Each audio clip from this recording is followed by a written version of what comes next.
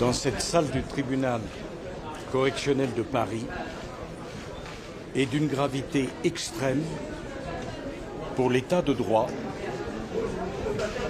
pour la confiance qu'on peut avoir pour la justice. Plus de 10 ans d'enquête, des millions d'euros dépensés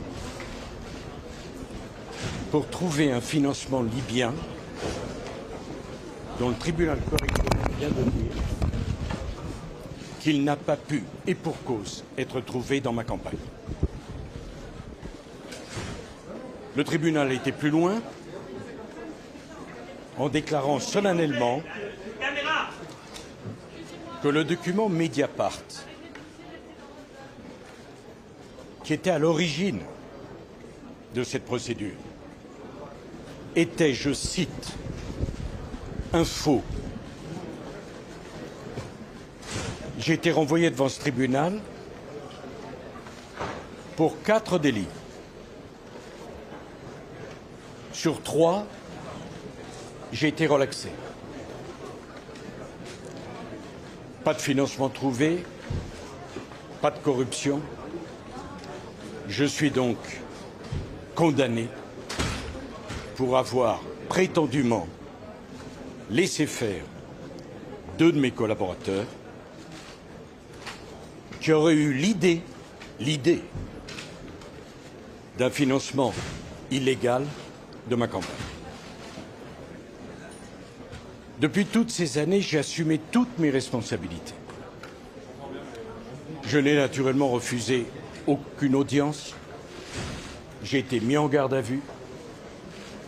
J'ai été interrogé, ausculté, examiné, de telle façon que la présidente du tribunal a dit « Il n'y a aucun enrichissement personnel à vous reprocher. Pas de financement illégal de ma campagne, pas d'enrichissement personnel. » Et la conclusion qu'en tire le tribunal, c'est que je dois passer 5 années en prison, et alors même qu'on connaît mon adresse, qu'on peut me reconnaître dans la rue, que j'ai assumé toutes mes responsabilités, le tribunal prononce l'exécution provisoire pour me voir dormir en prison le plus tôt possible. Je demande aux Français qu'ils aient voté ou non pour moi, qu'ils me soutiennent ou non, d'apprécier ce qui vient de se passer. La haine n'a donc décidément aucune limite.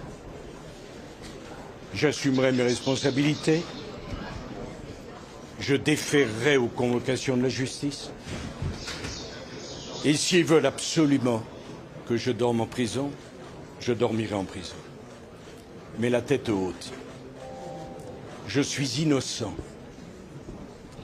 Cette injustice est un scandale.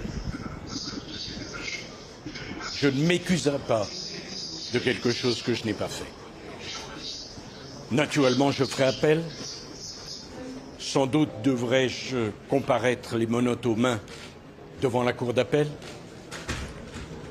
Ceux qui me haïssent à ce point pensent m'humilier. Ce qu'ils ont humilié aujourd'hui, c'est la France. C'est l'image de la France. Et si quelqu'un a trahi les Français, ce n'est pas moi. C'est cette injustice invraisemblable auquel vous venez d'assister. Je n'ai aucun esprit de revanche, je n'ai aucune haine, mais que chacun comprenne bien et l'entende. Je me battrai jusqu'à mon dernier souffle pour prouver ma complète innocence. Je vous remercie. Monsieur le Président.